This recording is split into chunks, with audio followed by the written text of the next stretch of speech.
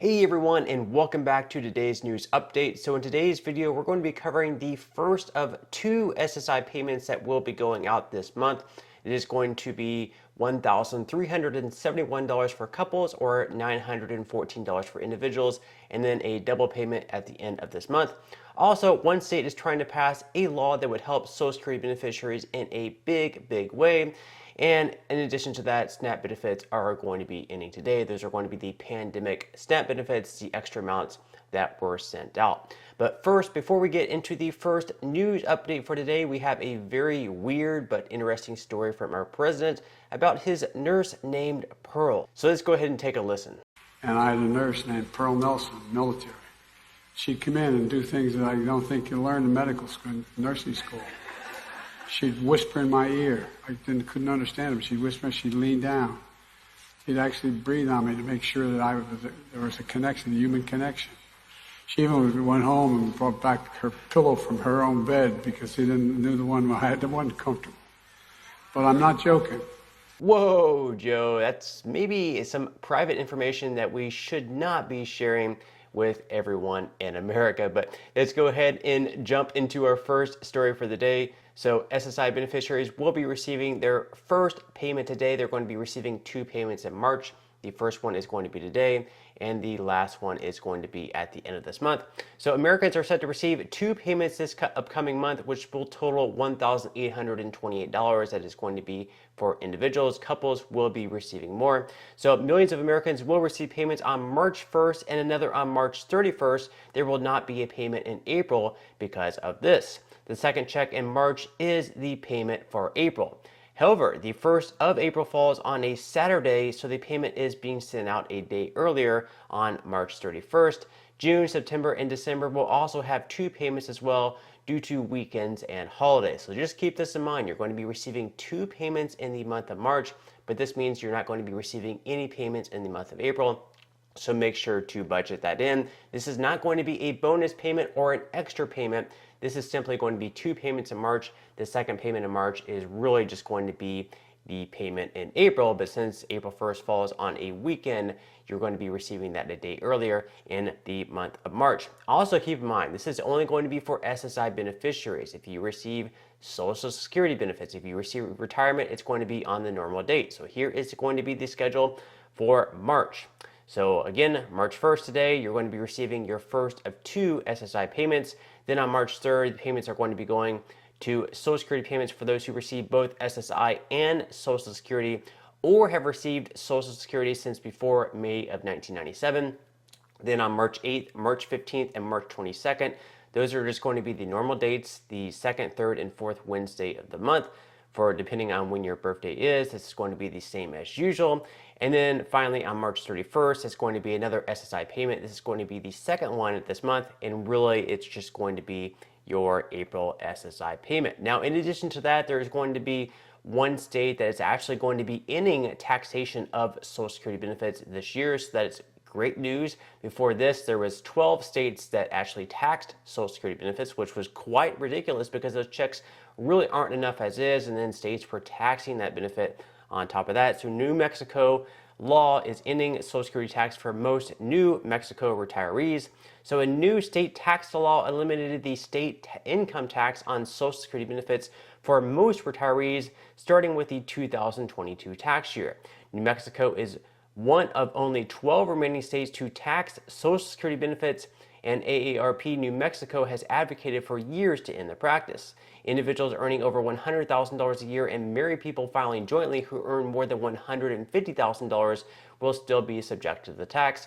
So some people are still going to have to pay taxes on the benefits, but only for the ones who earn the most money. Now, in addition to New Mexico, Minnesota is actually trying to do the same.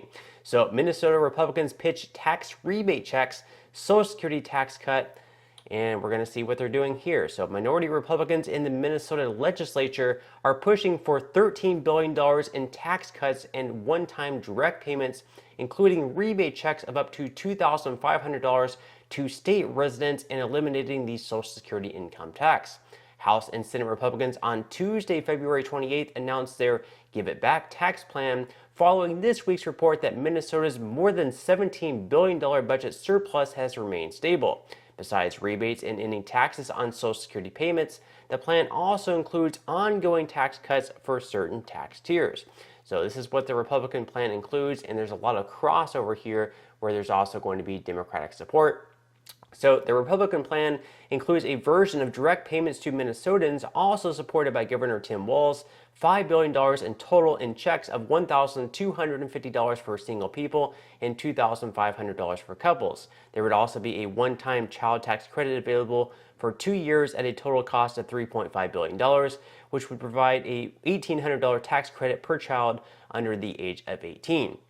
So we have a few different things going here. First, people who receive Social Security benefits, if this law actually ends up passing, they will end up no longer having to pay tax on their Social Security benefits, so this would be a great thing. This would take us down to, I believe, just 10 states now taxing Social Security benefits, with New Mexico removing theirs and possibly Minnesota.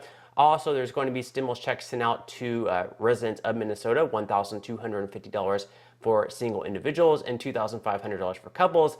And those with children, you would also receive a tax credit of $1,800. So that would be some pretty good stuff there.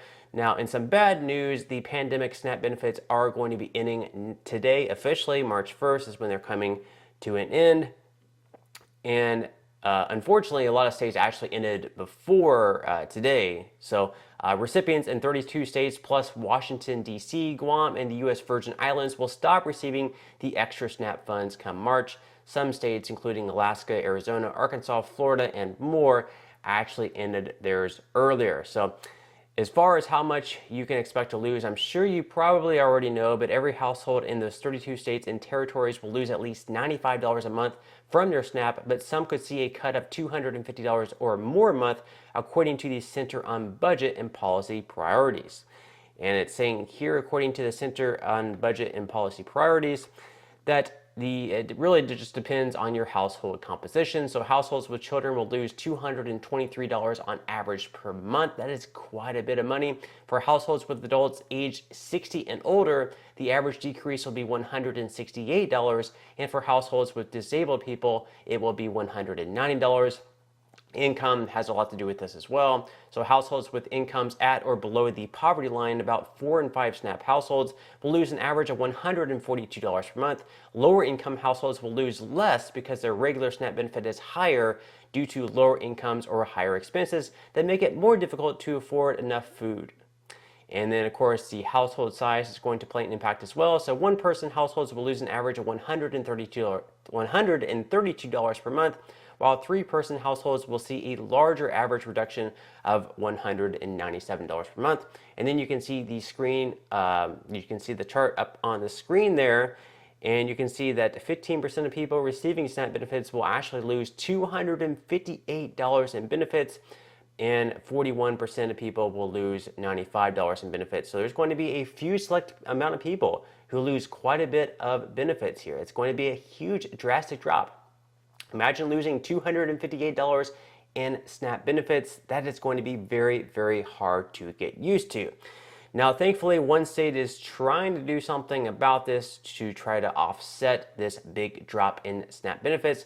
So Alaska is going to be providing $1.7 million to help stock food pantries, address backlog in food stamps. So with the reduction in these SNAP benefits, we can definitely expect more people to be going to food pantries, churches. Hopefully we see the donations kind of pick up. We've actually seen stories where a lot of food pantries aren't getting enough supplies and food in just because a lot of families are struggling now and they don't have the access to donate. So we definitely hope for the best there. Let me know in the comment section below what you're going to be doing to, as far as you and your family, what you're going to be doing to help offset the drops in SNAP benefits if you're currently receiving that benefit. But that's all the news that we have for today's video. I certainly hope that you enjoyed. If you did, make sure to give this video a like. That definitely helps me out with the whole YouTube algorithm thing. Consider subscribing to my channel if you have not already, and I will see you in the next video.